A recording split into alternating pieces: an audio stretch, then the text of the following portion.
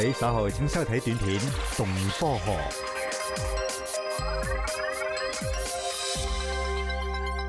無論陰晴圓缺，世界各地天氣即時掌握。太子珠寶鐘錶特約，瞬間看地球，翡翠台每日陪你一齊看世界。太子珠寶鐘錶特約，瞬間看地球係由太子珠寶鐘錶公司提供。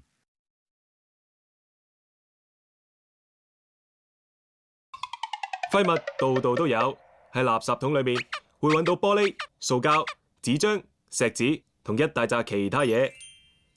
當中塑膠包裝就佔咗家居廢物成10%咁多啊！每一年歐洲會生產同棄置1500萬噸塑膠包裝物料。其實呢啲物料唔止做到包裝噶，你知唔知用27個膠樽可以生產一件爪毛衫？12個膠樽夠填滿一個枕頭。法國家庭每年生產52公斤塑膠廢物，即係相等於大約1700個膠樽。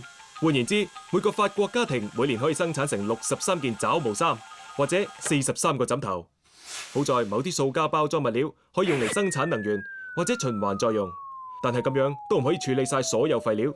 有啲科學家提議將所有廢物埋喺地底，甚至送佢哋上太空。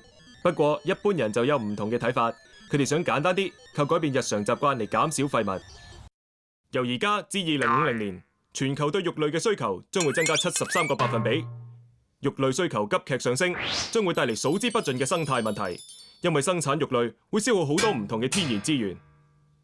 例如，生產1公斤肉類所需要用到嘅食水，俾一個人用嚟沖涼嘅話，已經足夠佢用整整1年。唔止咁，今時今日，我哋已經佔用咗全球70%嘅耕地嚟生產肉類。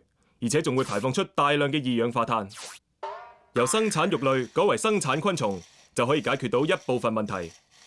全世界有1/3人口已經開始食昆蟲，不如你今晚都試下。今日嘅動科學係暫告一段落。文化廣場即將播映。